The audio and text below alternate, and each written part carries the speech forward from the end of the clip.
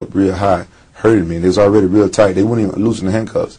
That was my second request. They wouldn't put it in front. I said, well, can you just loosen the handcuffs?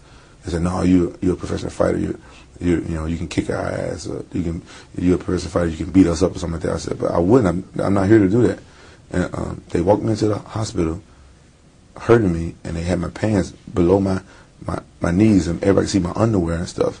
Walking into the hospital, the last hospital I went to, and they told me to sit down in this desk-like chair. I guess it's like one of those chairs where you can give blood or whatever. I remember they told me to sit down in this chair, and I'm like, no, I can't sit down in the chair. My hands are behind my back. If I do, I'm gonna sit down on my hands.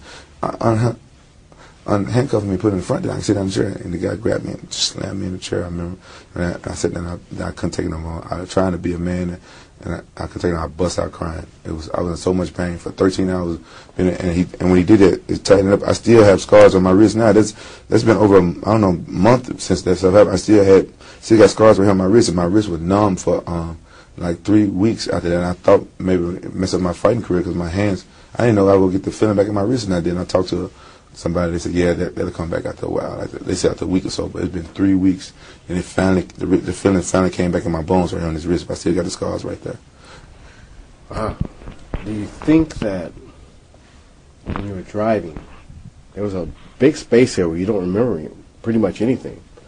You didn't hear the police sirens? You didn't see them behind you? Or you just didn't notice any of that? Remember I told you that I have excellent ears. Mm-hmm. I think I have some pretty good ears. Mm-hmm. I didn't hear any sirens.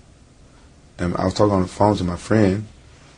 And he later told me, he said, I didn't know the police were behind you. He said I was talking calm to him, just wanted him to meet me outside with his laptop. And I really wish you guys would talk to him, because he remembers clearly, because he wasn't in a state of delusion more than me, and see what he says, because he told me that he didn't know the police were behind me until he came outside. And I stopped right in front. I had him come outside. That's the reason why I had him come outside, because, like I said, I didn't remember which house he lived in, and I had to get to him real fast. Mm-hmm. So I had him come outside and meet me on the sidewalk. And when I stopped when I saw him, and then when I saw him, I looked at him, and he was looking back at the police, and I saw the police. So he didn't know the police was following me. He just saw my big truck coming down the street with 3 wheels. He didn't know the police behind me, so evidently they didn't have sirens on. I didn't have any music on because I'm talking to him on the phone, and I was in such a hurry I didn't have time to put the music on my car. In my truck. And if there was, and the night before I was driving my truck, I was still in delusion of mind. I was going around talking to people, and I was preaching to my friends in the truck. I didn't have any music on because I was preaching to them about the word of God. And that's why my truck was in my driveway, because I never parked my truck in my driveway. I was parked across the street. So there was no music on in my truck, and I didn't hear no sirens. When did your friends first notice the change in you, Rampage? I don't know. I don't know if my friends even told me anything. I don't know. I think from looking back now, one of my friends was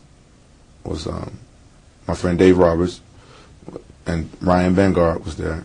And then I think they noticed something when I asked all of them to go to Vegas with me. I was going to drive to Vegas, and get the same tattoo I got. I got a tattoo on my arm the Friday before, and I wanted them to get the same tattoo for some reason. And then that's right, drive to Vegas right now. The tattoo parlor is not even open. I remember them saying, and I was like, yeah, by the time we get there, and the next morning, it'd be open in the morning. We all get the same tattoo. And then I was wondering, because I remember, it's coming back to me right now, because I was remembering in my mind, thinking, why these guys are not like me? How come they don't know what I know right now? Because I'm telling them everything, but how come they don't have the faith that I have, about us being gods, and that we can, do all this. Now, then, some came to my mind because they don't have the tattoo that you got. And if they get the tattoo that I got, then they will understand the same thing I understand. So let's all go get the tattoo.